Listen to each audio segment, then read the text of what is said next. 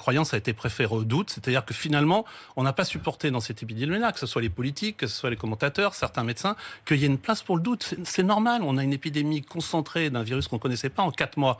Donc il faut accepter... On n'a pas laissé de place au doute. Il faut accepter qu'il y a des choses... Voilà, prenons un exemple, les modélisations. On dit, ah ben oui, les modélisations se sont trompées. Bien sûr, on a annoncé, l'Imperial College a annoncé 300 000 morts en France. Il y a peu de probabilité que ce soit le cas.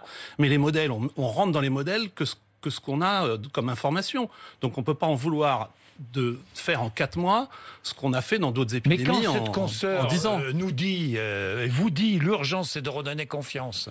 Vous êtes d'accord? Oui, mais redonner confiance, c'est pas son boulot à elle ni le mien. C'est le boulot des politiques de redonner confiance. C'est compliqué de redonner confiance quand on a dit le contraire de ce qu'on avait dit la veille, quand on a dit le contraire de ce qu'avait dit le Conseil scientifique. C'est pas simple. Est-ce que vous trouvez que les politiques de tous bords, de tous bords ont été à la hauteur, franchement? Mais enfin, moi, je sais que j'aurais pas aimé être ministre de la Santé ou directeur général de la Santé dans cette situation, parce que c'est infernal.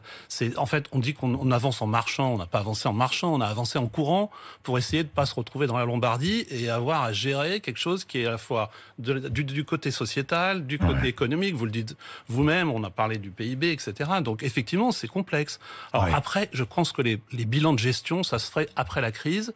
Et moi, je trouve qu'on est quand même encore au milieu de la crise.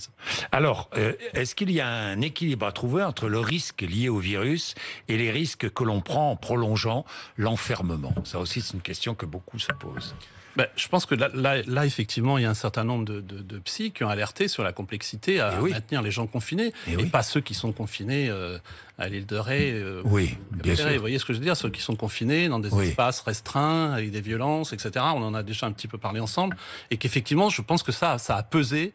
Ça a pesé dans l'ouverture des écoles, dans le déconfinement, et qu'il y a probablement un trauma qui est lié au confinement et dont on analysera les données a posteriori, par définition. Moi, je me souviens aussi de la promesse d'Emmanuel Macron. Au début, c'était le 12 mars, je crois. Il disait qu'il allait préparer un plan massif d'investissement et de revalorisation. C'était cela, non? Tout à fait. C'était à Mulhouse et il avait un masque FFP2. Je ne sais plus, c'était le 12 mars, enfin peu importe. Quand il a ouvert, je crois que ça a été ouvert l'hôpital militaire qui d'ailleurs, je crois, n'a plus de malades, ce qui est une bonne nouvelle.